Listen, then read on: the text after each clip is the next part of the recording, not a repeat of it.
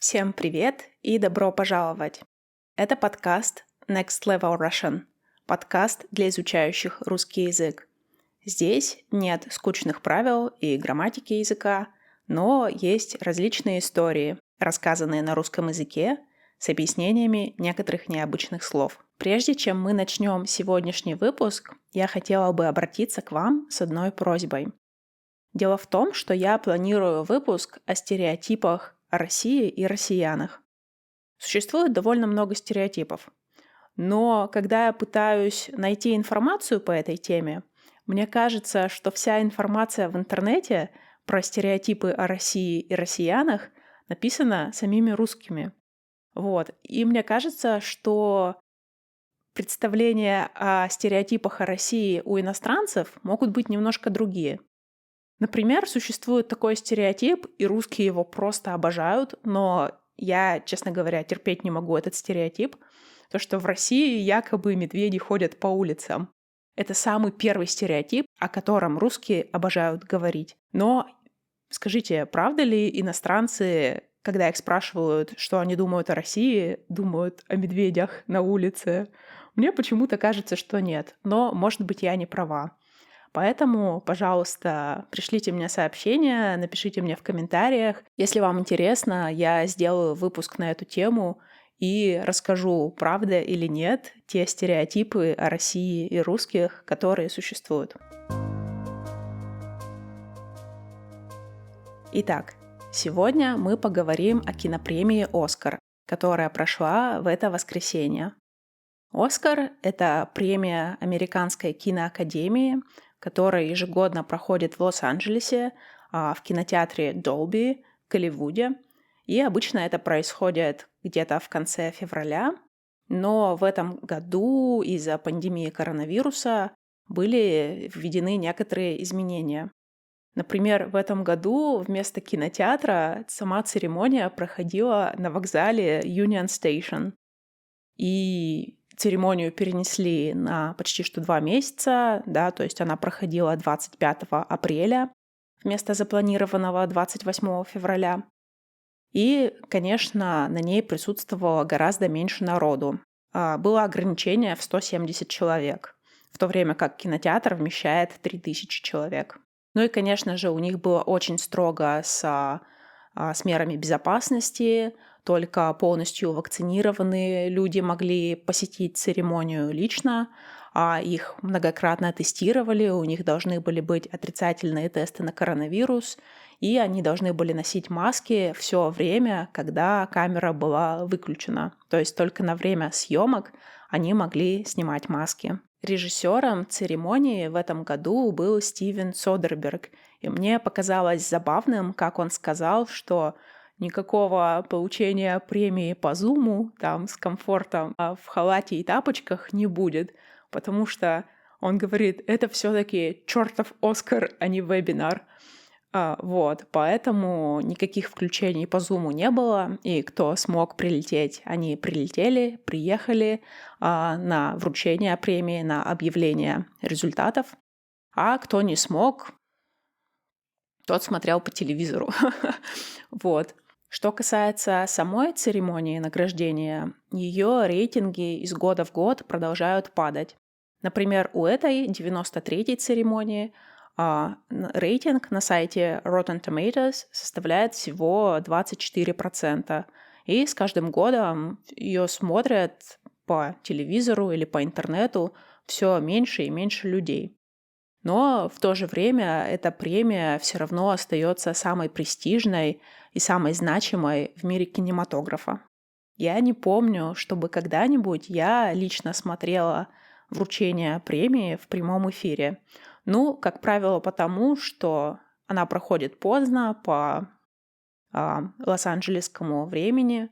Но и даже когда я жила в Америке, я как-то, не знаю, у меня было не до нее, Но «Оскар» для меня — это такой своеобразный навигатор в мире кино. Я вообще не знаток кинематографа, но как раз премия «Оскар» помогает мне быть в курсе того, что произошло за последний год, какие новинки появились, что людям нравится, что не нравится, что критикуют, да. Вот. И когда я не знаю совсем уж, что посмотреть, я открываю список номинантов или победителей премии «Оскар» за какой-нибудь год и выбираю оттуда фильм. Раньше я смотрела очень мало фильмов, но с прошлой осени мы с друзьями организовали книжный клуб, и по совместительству он стал еще и клубом фильмов. То есть мы голосуем за какое-нибудь кино, которое мы смотрим, а потом мы его обсуждаем. И таким образом я посмотрела за последние несколько месяцев фильмов больше, чем я посмотрела, наверное, за последние лет, не знаю, 5. Вот. И очень прикольная штука. Книжный клуб или movie club. Очень рекомендую. Фильм «Земля кочевников» выиграл в номинации «Лучший фильм» в этом году. Так совпало, что мы как раз в нашем клубе фильмов выбрали этот фильм для просмотра. Мы за него проголосовали еще 2 недели назад, и я понятия не имела, что этот фильм номинирован на «Оскар» и что он уже получил какие-то другие награды. Но вот так удачно совпало, что мы его будем смотреть в эти выходные, и как раз этот фильм прославился тем, что получил аж целых 3 «Оскара» за лучший фильм, за лучшую режиссуру и за лучшую главную женскую роль. Благодаря «Оскару» многие узнают теперь о режиссере этого фильма, о Хлое Жао. Она родилась в Китае и считает себя китаянкой, но она уехала из Китая, когда ей было 15 лет, и она уже многие годы живет в Америке, и в основном она была известна по сфере независимого кино.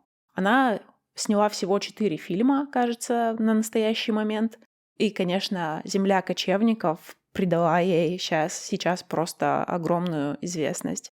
Как ни странно, ее фильмы подвергаются цензуре в Китае, и даже сообщение о том, что «Земля кочевников» получила 3 «Оскара», блокируются в социальных сетях и на новостных сайтах в интернете в Китае. Еще одна интересная лично для меня категория — это лучший фильм на иностранном языке.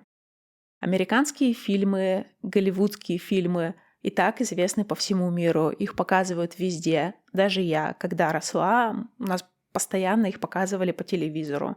Поэтому американскую культуру знают все. Но когда дело доходит до культуры других стран, часто мы имеем очень слабое понятие о зарубежном кинематографе. И как раз номинанты и победители премии «Оскар» в категории «Лучший иностранный фильм» позволяют нам узнать больше о культуре, о языке, о традициях, о быте других стран.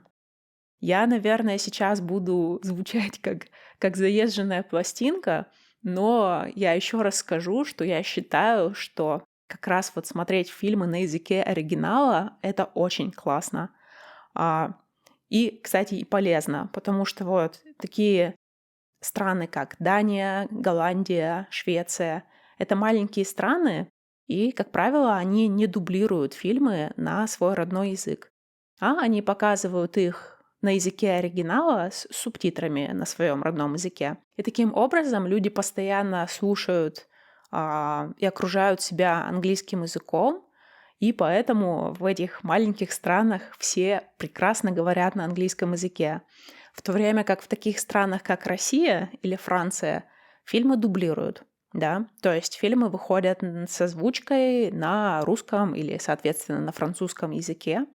И поэтому в таких странах, как Россия или Франция, люди по-английски говорят очень плохо. Но даже если вы не собираетесь учить какой-нибудь там, не знаю, корейский язык, все равно я считаю, что ни один дубляж не передаст настолько вот именно атмосферу этой страны, в которой это кино было сделано.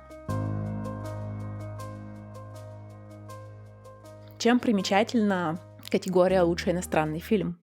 В этом году приз в этой категории выиграл датский фильм По-датски он называется «Дрюк», по-английски он называется «Another Round», и по-русски он называется «Еще по одной».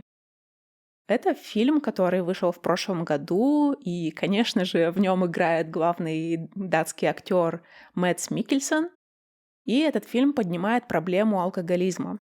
На самом деле, это такая тема, которая заслуживала бы отдельного выпуска этого подкаста. Все говорят, что в России очень много пьют, но я считаю, что Дания вполне могла бы поспорить с Россией за звание самой пьющей страны, потому что как пьют в Дании, в России не пьют. Здесь пьют очень много. Каждую пятницу все просто в парках пьянствуют полночи. Вот, но ладно, об этом поговорим в другой раз. Кино получилось очень классное, очень интересное, передает как раз датский колорит, датскую жизнь. Очень вам его рекомендую. Или вот, например, фильм, который победил в этой категории в прошлом году, это корейский фильм «Паразиты». Тоже очень интересное и захватывающее кино. Мне безумно понравилось, очень вам рекомендую. Кстати, это был последний фильм, который я смотрела в кинотеатре до того, как пришел ковид в нашу жизнь. Да, это было когда-то в феврале. С ума сойти, уже больше года прошло с тех пор, как я последний раз была в кинотеатре. Хотя, конечно, здесь в Дании у меня была эта возможность, и в России все кинотеатры уже давно открыты, но вот сейчас в Дании кинотеатры закрыты, ну и мы как-то продолжаем по привычке смотреть кино дома. Что касается русских фильмов, которые были номинированы на «Оскар», стоит, пожалуй, отметить фильм Владимира Меньшова «Москва слезам не верит». Этот фильм вышел в 1980 году, и это советский фильм, да. Он рассказывает об истории 3 девушек, 3 подруг, которые приехали из разных областей покорять Москву.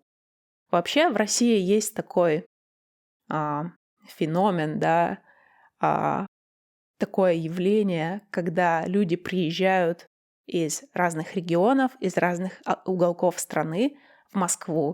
Кажется, что вот в Москве любые мечты могут сбыться. Всего можно добиться в Москве. Вот в Москве жизнь. Фильм повествует о их историях, о том, как они приехали в Москву, и потом фильм переносится на 20 лет после этого, где рассказывается, как сложились их жизни.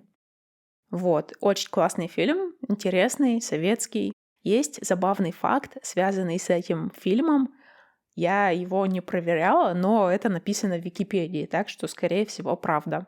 Так вот, там написано, что американский президент Рональд Рейган 5 раз посмотрел этот фильм перед своей встречей с Михаилом Горбачевым в попытке понять загадочную русскую душу, но все равно ничего не понял. Во всяком случае, так написано на русской Википедии. Вот, что касается современных российских фильмов, я могу вам порекомендовать фильмы Андрея Звягинцева. Его фильмы «Левиафан» и «Нелюбовь» были номинированы на «Оскар» в 2014 и в 2017 году, соответственно. Эти фильмы тоже очень хорошие, очень интересные, но заранее вас предупреждаю, что фильмы Звягинцева очень тяжелые. Их, правда, тяжело смотреть, становится безумно грустно и печально. Там Россия показана в самых мрачных тонах, вот, особенно в «Левиафане». Там все очень плохо, так что смотрите на свой страх и риск. Я вас предупредила. Но в том же «Левиафане», что мне очень понравилось, что я помню до сих пор, хотя смотрела его 6 лет назад, это то, как показана там красивая северная природа, так как действие фильма происходит на севере Мурманской области, в селе Тереберка, которое после этого фильма стало довольно популярным туристическим местом. Кстати, многие русские и, наверное, иностранцы туда ездят, чтобы посмотреть своими глазами на ту местность. На этом все на сегодня. Я надеюсь, вам понравилось и было интересно. Пишите мне, что вы думаете о российском кинематографе, смотрели ли вы «Оскар», что вы думаете о фильме «Земля кочевников», ну и вообще все, что вы хотите мне сказать. Также не забудьте написать мне, что вы думаете о стереотипах в России. Это поможет мне создать новый выпуск. Ну и, как обычно, лайк, сабскрайб и все такое. Подписывайтесь, ставьте оценки, оставляйте комментарии, делитесь подкастом со своими друзьями. Это поможет дальнейшему развитию этого проекта.